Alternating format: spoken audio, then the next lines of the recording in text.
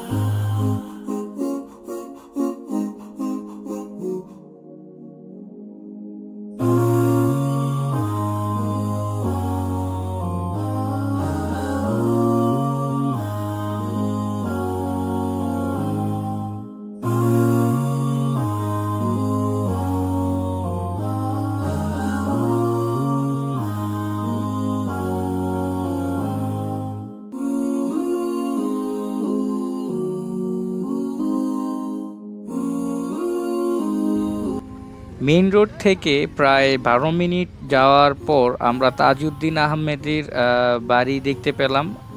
আর বাড়ির যে রোডটা, ওই রোডে যাওয়ার মধ্যে একটা প্রাইমারি স্কুল পড়ে। এই স্কুলটির নাম হচ্ছে দরদরিয়া সরকারি প্রাথমিক বিদ্যালয়।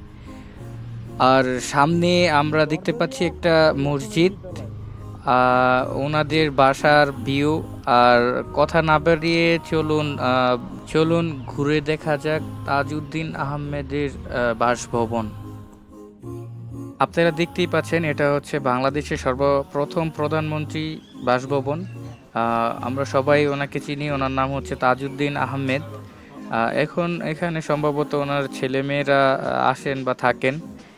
ওনার বাসার মধ্যে এই যে গাজীপুরের ম্যাপ, তারপরে কিছু দৃষ্টি আকর্ষণীয় কথা, দেওয়ালও লেখা আছে এবং পাঠাগার আছে এই জায়গায় অনেকগুলো।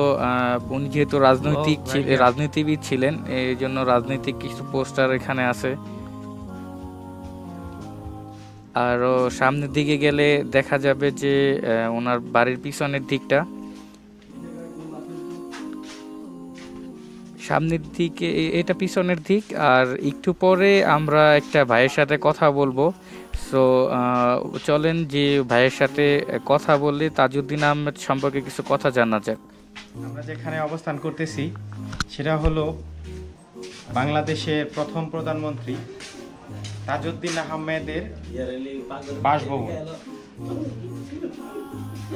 বাসভবনে উনি জীবদ্দশায় হয়তো তেমন কিছু রেখে যেতে পারেনি, রেখে যেতে না পারলেও উনি ঐতিহ্যের একজন ধারক।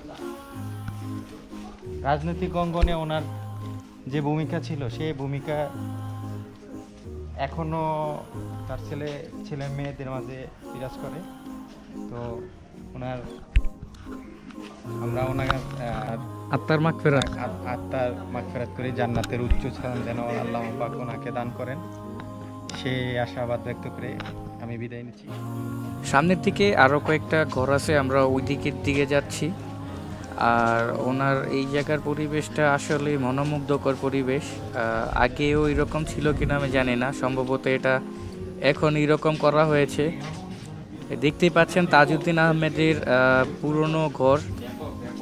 এটা হচ্ছে ঘরের পিছনের দিক, এটা ঘর একটা, এই যে এটা আরেকটা ঘর।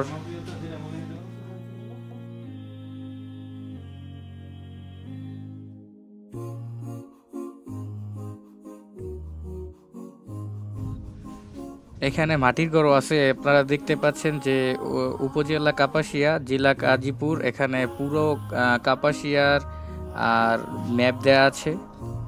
আর এটা হচ্ছে একটা মাটির ঘর ওনাদের। এখানে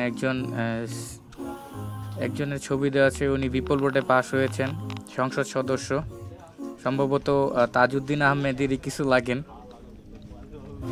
এটা হচ্ছে ওনার বাড়ির সামনের ভিউ। সামনে একটা পুকুর দেখতে পাচ্ছি আমরা। এই পুকুরটা অনেকটাই সুন্দর দেখতে। আর আসলে এই জায়গার যে পরিবেশটা ওটাই অনেকটা সুন্দর, না গেলে বোঝা যাবে না। ক্যামেরায় তো অনেক সময় অনেকটা ভালো বোঝা যায় না। সামনে যে মসজিদটার কথা বলেছিলাম ওই মসজিদটা, আর ওনাদের এখানেও পারিবারিক কবরস্থান আছে, সেটাও একটু পরে আমরা দেখতে পারবো। এটা হচ্ছে ওনাদের মসজিদ। মসজিদের সামনে আমার সাথে যারা আসছিল ওরা, আর সামনে এই প্রাইমারি স্কুল। আর আস্তে আস্তে বলেছিলাম যে এখানে একটা বিশাল বড় মাঠ, এই যে আপনারা দেখতে পাচ্ছেন যে বিশাল বড় একটা মাঠ আছে এই জায়গায়। এটা হচ্ছে স্কুল, দরদরিয়া সরকারি প্রাথমিক বিদ্যালয় এই স্কুলটার নাম। আমি আগেও একবার বলেছিলাম, আবারও বললাম। এটা কাপাসিয়াতে পড়েছে, গাজীপুরের মধ্যে।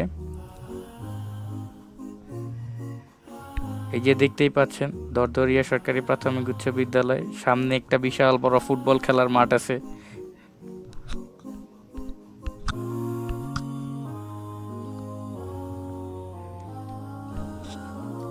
আর একটু আগেই বলেছিলাম ওনাদের এই জায়গায় পারিবারিক কবরস্থানও আছে। এই যে এটা হচ্ছে পারিবারিক কবরস্থান। এখানে ওনাদের আত্মীয় স্বজন বা যাদেরই কারোরই কবর দেওয়া আছে, যে আমরা দেখতে পাচ্ছি যে পারিবারিক কবরস্থানে কবর দেওয়া আছে। আজকের ব্লগ এই পর্যন্তই। আশা করি বাংলাদেশের প্রথম প্রধানমন্ত্রী সম্পর্কে আপনাদেরকে কিছু ধারণা দিতে পেরেছি এবং ওনার বাসভবন দেখাতে পেরেছি। দেখা হবে নেক্সট ব্লগে।